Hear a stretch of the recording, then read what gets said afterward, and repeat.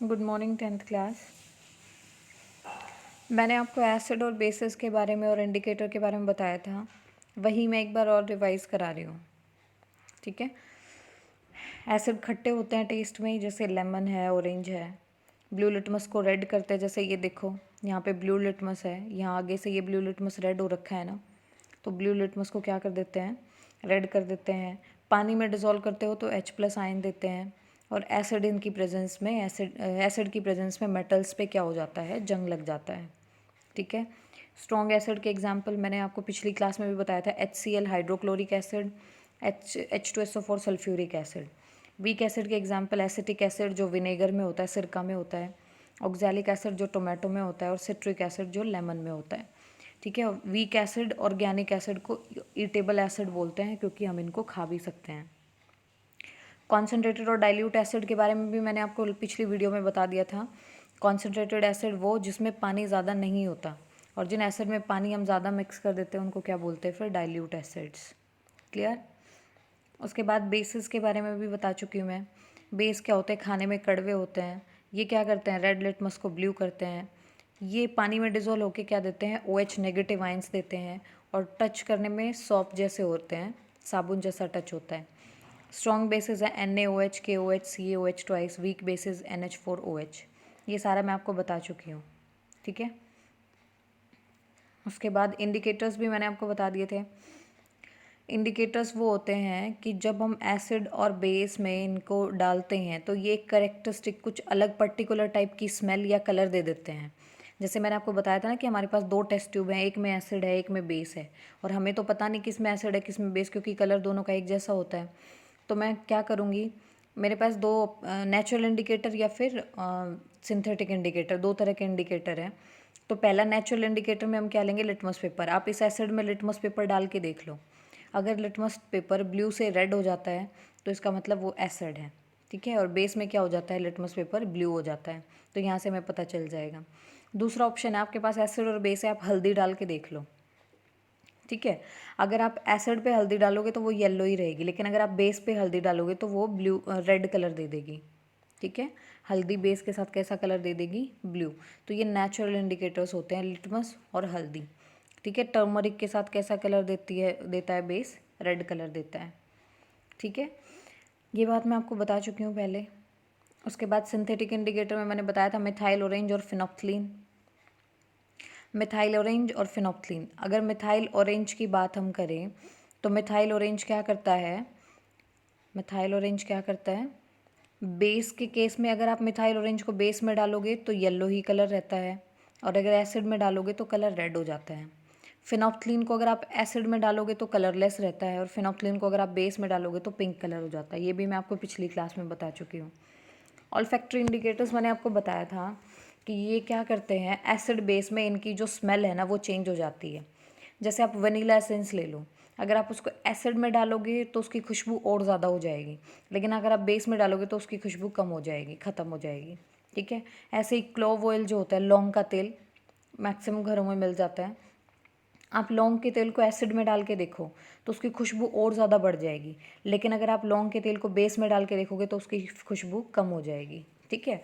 तो olfactory indicators वो होते हैं जो एसिड बेस में उनका जो ऑर्डर है ना, जो स्मेल है, एसिड बेस में डालने के बाद वो क्या हो जाता है, चेंज हो जाता है। अच्छा, आज की क्लास यहाँ से स्टार्ट है मेनली, वो पिछला मैंने रिवीजन कराया है। ठीक है।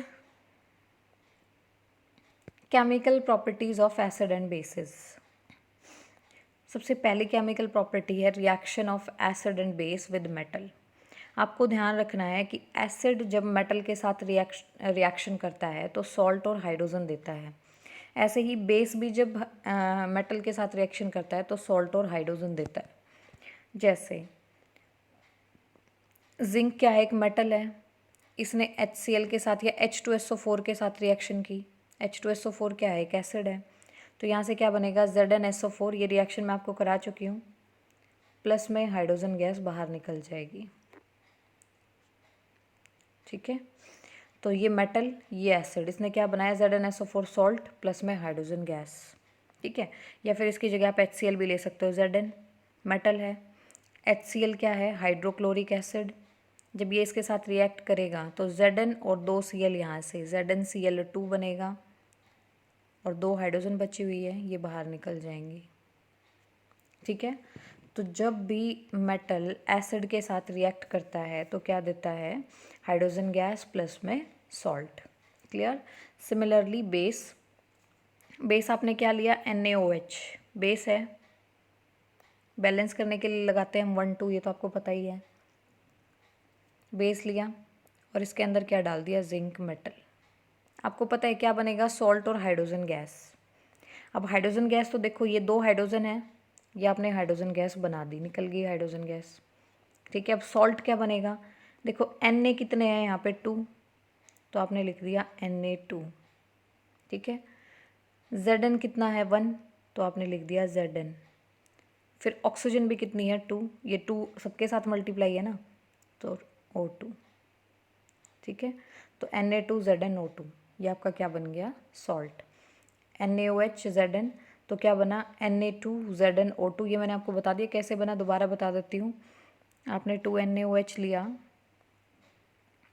प्लस में आपने जिंक ऐड कर दिया, क्या बना, यहाँ से 2 हाइड्रोजन बाहर निकल गई। ठीक है, प्लस में क्या क्या बच गया, 2 Na बच गए Na2, 2 ऑक्सीजन बच गए O2 और 1 जिंक बच गया, उसको बीच में लगा दो, तो ये सॉल्ट प्लस में हाइड्रोजन बन गया। तो आपको समझ आया, चाहे एसिड हो चाहे बेस हो, जब वो मेटल के साथ रिएक्शन करता है तो क्या देता है, हाइड्रोजन गैस को बाहर निकालता है, प्लस में सॉल्ट बनाता है। क्लियर। अब जब हाइड्रोजन गैस बाहर निकलती है तो हम उसको टेस्ट कैसे कर सकते हैं कि हाइड्रोजन गैस बाहर निकल रही है। आपने इसमें लिया एसिड, टेस्ट ट्यूब में आपने क्या ले लिया, एसिड। ठीक है, इस टेस्ट ट्यूब में आपने क्या लिया है, एसिड। और ऊपर से आपने ये जो नीचे टुकड़ा दिख रहा है ना, ये आपने जिंक का टुकड़ा डाल दिया। देखो जो आपको नीचे टुकड़ा दिख रहा है ना, ये रहा, ये आपने जिंक का टुकड़ा डाला है। ठीक है, यानी कि मेटल आपने एसिड में डाल दिया। मेटल को एसिड में डालते हैं तो क्या होता है, हाइड्रोजन गैस बाहर निकलती है। आपने पाइप लगा दी, यहाँ से हाइड्रोजन गैस बाहर निकली, ये सोप सोल्यूशन है, साबुन वाला सोल्यूशन। अब इसमें जब हाइड्रोजन गैस आ रही है तो आप क्या करोगे, एक मोमबत्ती को जला के वहाँ पे ले आओगे, तो यहाँ पे एक पॉपिंग साउंड होगी, पॉपिंग साउंड, पटाखे जैसे बजने की आवाज़ आएगी। ठीक है, तो इस पॉपिंग, अगर ये पॉपिंग साउंड होती है इसका मतलब क्या है, यहाँ पे हाइड्रोजन गैस प्रेजेंट है। तो अगर आपसे कोई पूछे कि हाइड्रोजन गैस की प्रेजेंस को कैसे डिटेक्ट करते हो, तो हम क्या बताएंगे कि हम बर्निंग कैंडल ले जाते हैं उसके सामने, अगर पॉपिंग साउंड होती है तो इसका मतलब वहाँ पे कौन सी गैस थी, हाइड्रोजन गैस थी। क्लियर है, आपको समझ आया। इस टेस्ट ट्यूब में आपने एसिड लिया था, इसके अंदर जिंक का टुकड़ा डाल दिया। अब हाइड्रोजन गैस जो रिलीज़ हो रही है उसको हमने कैसे डिटेक्ट किया, बर्निंग कैंडल को ले गए गैस के पास, अगर पॉपिंग साउंड हुई, पटाखे जैसी साउंड हुई, इसका मतलब वहाँ पे क्या प्रेजेंट है, हाइड्रोजन गैस प्रेजेंट है। क्लियर। अब है second chemical property. First chemical property क्या थी, reaction of acid and base with metal. ठीक है, अब दूसरा क्या है, reaction of metal with carbonate and hydrogen carbonate. ठीक है, कार्बोनेट Na2CO3। आपको ध्यान रखना है कि एसिड जब मेटल कार्बोनेट या मेटल बाइकार्बोनेट के साथ रिएक्ट करता है तो सॉल्ट प्लस में कार्बन डाइऑक्साइड प्लस में वाटर बनाता है, और बेसिस रिएक्ट करते ही नहीं हैं। कार्बोनेट और हाइड्रोजन कार्बोनेट के साथ बेसिस रिएक्ट नहीं करते। तो आपको सिर्फ किसकी याद रखनी है, रिएक्शन एसिड की। मैं आपको बता देती हूँ, सपोज आपके पास है HCl और आपने इसकी रिएक्शन करा दी Na2CO3 के साथ, this is sodium bicarbonate, sorry sodium carbonate. Bicarbonate तो NaHCO3 होता है ना, तो दिस इज सोडियम कार्बोनेट। आपने इसके साथ रिएक्शन करा दी। Na कितने हैं यहाँ पे 2, तो Cl को भी 2 बनाओ, तो 2 Na 2 Cl मिलके क्या बनाएंगे, 2 NaCl, सॉल्ट बन गया। प्लस में क्या बच गया, 2 हाइड्रोजन 3 ऑक्सीजन 1 कार्बन, 2 हाइड्रोजन के साथ यहाँ से 1 ऑक्सीजन भेज दो, H2O बच गया। प्लस में क्या बच गया यहाँ पे, 1 कार्बन और 2 ऑक्सीजन, CO2। दोबारा देखो, सपोज आपने रिएक्शन कराई H2SO4 के साथ, किसकी, Na2CO3 की।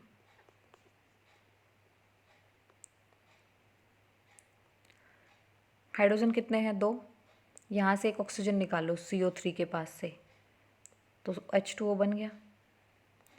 CO2 के पास कितनी ऑक्सीजन, CO2 ही रह गया यहाँ पे एक ऑक्सीजन जाने के बाद, तो CO2 बन गया। ठीक है, क्या बचा, Na2SO4। क्या बच गया, Na2SO4, ये सॉल्ट बन गया। समझ आया? इस तरह से आप कोई भी रिएक्शन कर सकते हो। ये रिएक्शन आपको आगे होगी समझ। यहाँ पे 2 हाइड्रोजन है तो 2 हाइड्रोजन इधर है, एक ऑक्सीजन यहाँ से यहाँ चली गई, CO2 बच गया और NaCl आ गया। बैलेंसिंग तो आपको आती ही है और आपको कंपाउंड बनाने भी आते हैं। उसके बाद HCl की NaHCO3 के साथ रिएक्शन कराओ आप। एक Na है एक Cl है तो क्या बना, NaCl। क्लियर? एक हाइड्रोजन ये, एक हाइड्रोजन ये, 2 हाइड्रोजन और यहाँ से एक ऑक्सीजन H2O प्लस में CO2। ठीक है, तो आपको ध्यान रखना है कि एसिड जब मेटल कार्बोनेट या मेटल बाइकार्बोनेट के साथ रिएक्ट करेगा तो क्या बनाएगा, सॉल्ट प्लस में कार्बन डाइऑक्साइड प्लस में वाटर। ठीक है, सोडियम कार्बोनेट का क्या फॉर्मूला है, Na2CO3, और सोडियम हाइड्रोजन कार्बोनेट कहो या सोडियम बाइकार्बोनेट कहो, उसका फॉर्मूला क्या है, NaHCO3। Clear? Reaction I hope आपको समझ आई होंगी। लिख के देखनी है 2-2 बार, तब आपको अच्छे से क्लियर हो जाएंगी। और बेसिस क्या है, रिएक्ट करते ही नहीं है मेटल कार्बोनेट के साथ। ठीक है, उसके बाद जैसे पिछले रिएक्शन में देखो कि कौन सी गैस बाहर निकल रही है, ये देखो कौन सी गैस बाहर निकल रही है पिछले रिएक्शन में, CO2 निकल रही है ना, CO2 देखो ये रहा। और जैसे हमने हाइड्रोजन गैस की प्रेजेंस डिटेक्ट की थी वैसे ही हम क्या करेंगे, कार्बन डाइऑक्साइड की प्रेजेंस डिटेक्ट करेंगे। ठीक है, कार्बन डाइऑक्साइड के लिए टेस्ट करेंगे। आप क्या करो, लाइम वाटर लेके, लाइम वाटर होता है CaOH ट्वाइस, इसको क्या बोलते हैं, लाइम वाटर, इसको स्लैग्ड लाइम भी बोलते हैं। तो लाइम वाटर में से आप CO2 पास करा दो। अगर आप लाइम वाटर में से CO2 पास कराते हो तो आपको एक वाइट वाइट से कलर का, मिल्की कलर का सॉल्यूशन मिल जाएगा। यही बताता है कि वहाँ पे CO2 गैस प्रेजेंट थी। ठीक है, तो लाइम वाटर में से CO2 गैस पास कराने पे कौन सी रिएक्शन होती है, CaOH ट्वाइस, लाइम वाटर है।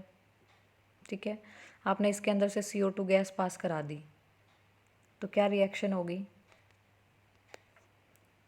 CaOH twice